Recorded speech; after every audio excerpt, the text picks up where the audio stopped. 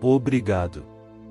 Estou honrado de estar com vocês hoje para a formatura de uma das melhores universidades do mundo. Verdade seja dita, eu nunca me formei na faculdade. E isso é o mais perto que eu já cheguei de uma cerimônia de formatura. Hoje eu quero contar a vocês 3 histórias da minha vida. É isso aí. Não é grande coisa. Apenas 3 histórias. A primeira história é sobre ligar os pontos. Eu abandonei o Reed College depois dos primeiros 6 meses. Então eu fiquei por lá como visitante.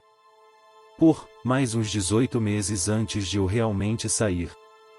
Então, por que eu saí? Tudo começou antes de eu nascer.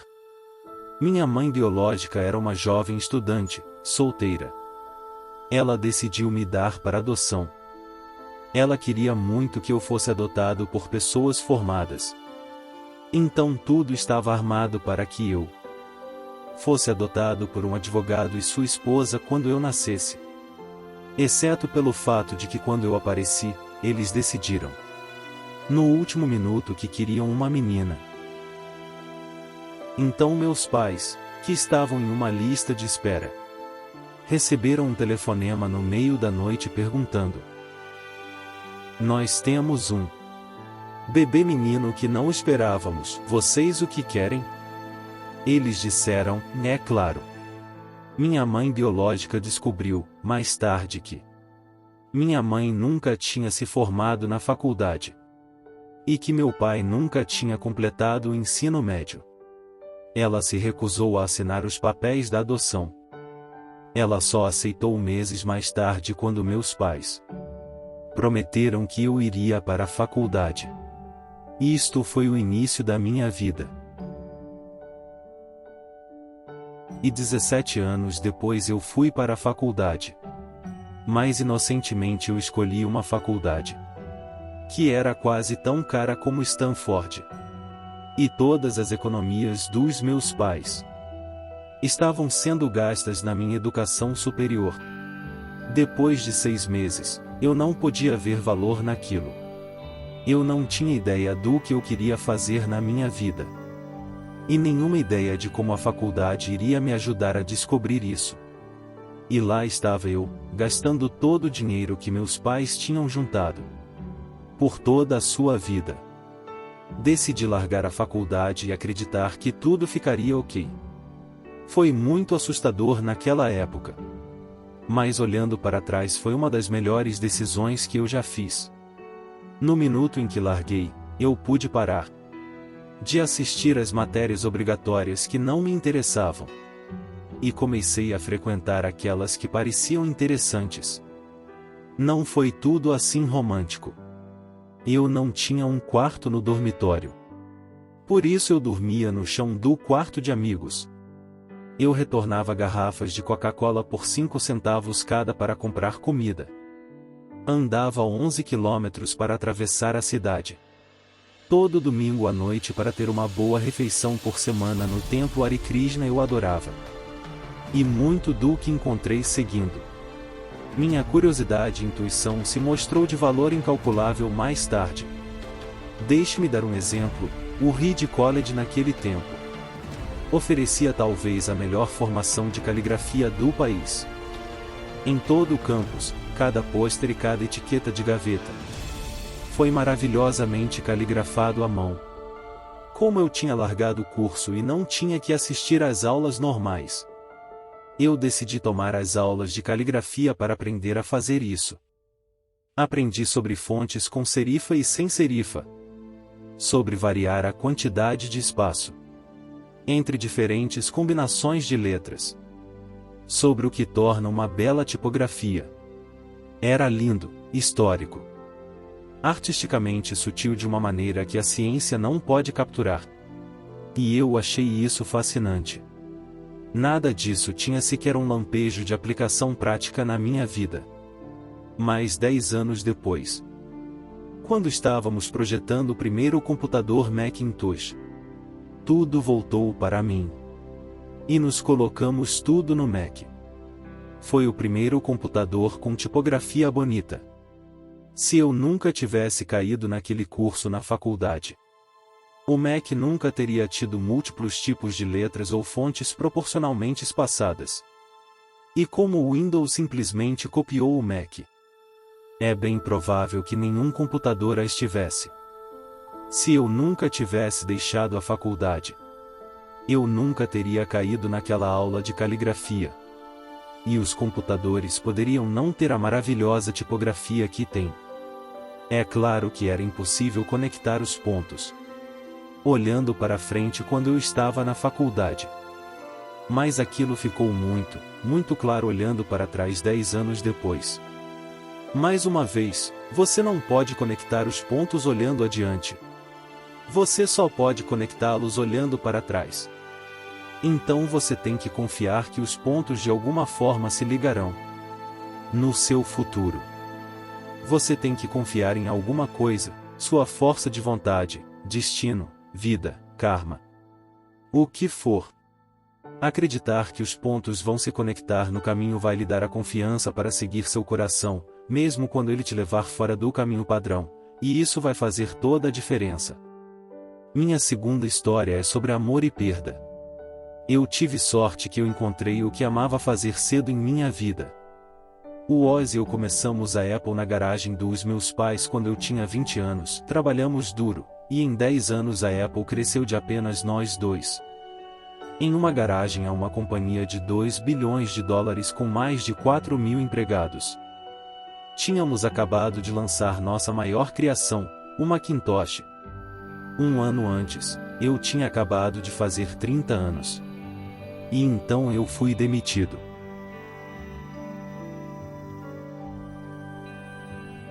Como você pode ser demitido de uma empresa que você começou? Bem, conforme a Apple cresceu, nos contratamos alguém que eu achava que era muito talentoso para levar a empresa comigo. E para os primeiros anos as coisas correram bem. Mas então nossas visões do futuro começaram a divergir e eventualmente nos tivemos uma briga. Quando isso aconteceu, nosso conselho de administração ficou do lado dele. Então aos 30 anos eu estava de fora. E muito escandalosamente fora. O que tinha sido foco de toda a minha vida adulta tinha ido embora. E isso foi devastador. Eu realmente não sabia o que fazer por alguns meses. Senti que tinha decepcionado a geração anterior de empreendedores, que tinha deixado cair o bastão quando ele estava sendo passado para mim. Eu me encontrei com David Packard e Bob Noyce. E tentei me desculpar por ter estragado tudo daquela maneira. Eu era um fracasso público. Até pensei em fugir do Vale do Silício. Mas algo começou a surgir lentamente em mim, e eu ainda amava o que fazia. A série de eventos na Apple não tinha mudado isso nem um pouco. Eu fui rejeitado, mas eu ainda estava apaixonado. E então eu decidi começar de novo. Eu não vi isso na época, mas acabou que ser demitido da Apple foi a melhor coisa que poderia ter acontecido para mim. O peso de ser bem-sucedido foi substituído pela leveza de ser de novo um iniciante. Menos certeza sobre tudo. Isso me libertou para entrar num dos períodos mais criativos da minha vida. Durante os 5 anos seguintes, criei uma companhia chamada Next, outra companhia chamada Pixar. E me apaixonei por uma mulher maravilhosa que se tornou minha esposa. Pixar passou a criar o primeiro longa-metragem animado por computador do mundo, Toy Story, e é o estúdio de animação mais bem-sucedido do mundo. A Apple comprou a Next. E eu retornei à Apple, e a tecnologia que nos desenvolvemos na Next está no coração do atual renascimento da Apple. E Laurene e eu temos uma família maravilhosa juntos. Tenho certeza de que nada disso teria acontecido se eu não tivesse sido demitido da Apple. Foi um horrível e amargo remédio, mas acho que o paciente precisava dele. Às vezes a vida te bate na cabeça com um tijolo. Não perca a fé. Estou convencido de que a única coisa que me permitiu seguir adiante foi o amor pelo que eu fazia. Você tem que encontrar o que você ama. E isso é tão verdade para o seu trabalho quanto é para os seus relacionamentos. Seu trabalho vai preencher uma parte grande da sua vida. E a única maneira de estar realmente satisfeito é fazer o que você acredita ser um ótimo trabalho.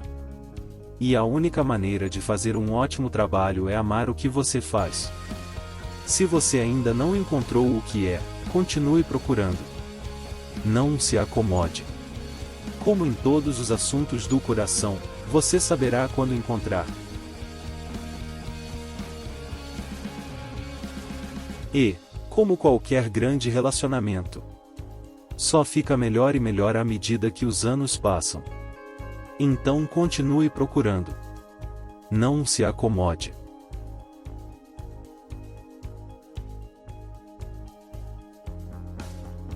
Minha terceira história é sobre morte. Quando eu tinha 17 anos, li uma frase que era algo assim: se você viver cada dia como fosse o último, algum dia você com certeza estará certo. Ele deixou uma impressão em mim, e desde então, nos últimos 33 anos, eu olhei no espelho todas as manhãs e perguntei a mim mesmo: e se hoje fosse o último dia da minha vida? Eu iria querer fazer o que estou prestes a fazer hoje? E sempre que a resposta fosse não por muitos dias seguidos, eu sabia que era preciso mudar alguma coisa. Lembrar que eu estarei morto em breve é a ferramenta mais importante que já encontrei para me ajudar a fazer grandes escolhas na vida. Porque praticamente tudo, todas as expectativas externas, todo o orgulho, todo o medo de se constranger ou falhar, estas coisas simplesmente somem em face da morte, deixando apenas o que é verdadeiramente importante.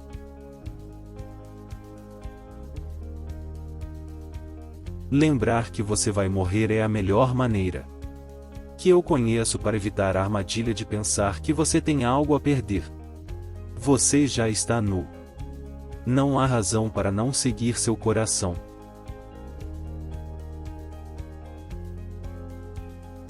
Cerca de um ano atrás eu fui diagnosticado com câncer. Eu fiz um exame às 7h30 da manhã. Ele mostrava claramente um tumor no meu pâncreas. Eu nem sabia o que era um pâncreas. Os médicos me disseram que esse era quase certamente um tipo de câncer incurável. E que eu não deveria esperar viver mais do que 3 a 6 meses. Meu médico me aconselhou a ir para casa e pôr as minhas coisas em ordem. O que é um código dos médicos para prepare-se para morrer. Significa tentar dizer aos seus filhos tudo o que você pensou que teria os próximos 10 anos para lhe dizer, em apenas alguns meses. Significa ter a certeza de que tudo está abotoado, de modo que seja o mais fácil possível para a sua família. Significa dizer seu adeus. Eu vivi com aquele diagnóstico o dia inteiro.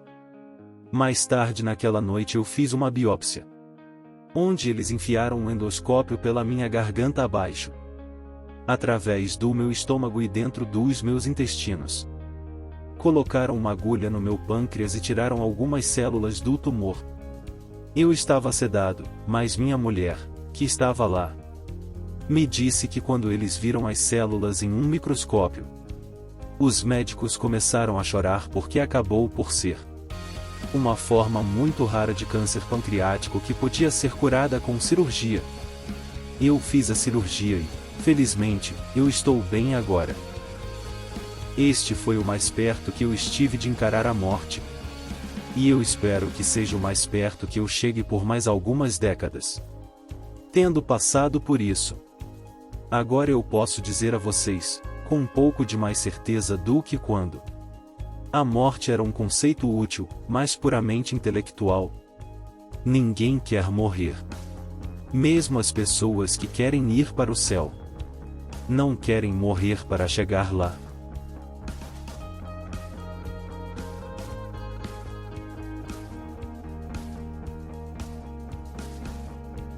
E ainda a morte é o destino que todos nos compartilhamos. Ninguém jamais escapou dela. E assim é como deve ser. Porque a morte é muito provavelmente a melhor invenção da vida. É o agente de mudança da vida. Ela limpa o velho para abrir caminho novo. Neste momento, o novo são vocês, mas algum dia não muito distante. Vocês gradualmente se tornarão o velho e serão varridos. Desculpa ser tão dramático, mas isso é bem verdade. Seu tempo é limitado, então não há desperdício vivendo a vida de outra pessoa. Não fiquem preso por dogmas, que é viver com os resultados do pensamento de outras pessoas. Não deixem que o barulho da opinião dos outros calhe a sua própria voz interior. E o mais importante, tenham a coragem de seguir seu coração e intuição. Eles de alguma forma já sabem o que você realmente quer se tornar. Todo o resto é secundário. Quando eu era jovem, havia uma publicação maravilhosa chamada O Catálogo de Todo o Planeta Terra, que era uma das bíblias da minha geração. Foi criada por um sujeito chamado Stewart Brand, não muito longe daqui, em Menlo Park, e ele a trouxe à vida com seu toque poético. Isso foi no final dos anos 60. Antes dos computadores pessoais e da editoração eletrônica. Então tudo foi feito com máquinas de escrever, tesouras e câmeras Polaroid. Era como o Google em forma de livro. 35 anos antes do Google aparecer, era idealista. Cheio de boas ferramentas e noções. Stewart e sua equipe publicaram várias edições do catálogo de todo o planeta Terra. E depois, quando ele já tinha cumprido sua missão, eles lançaram uma edição final. Era meado dos anos 70, e eu tinha a idade de vocês. Na contracapa da sua edição final, havia uma fotografia de uma estrada rural numa manhã cedo. O tipo que você poderia encontrar-se pedindo carona se fosse aventureiro. Abaixo estavam as palavras: permaneça faminto. Permaneça tolo. Foi a mensagem de despedida deles ao terminar. Permaneça faminto.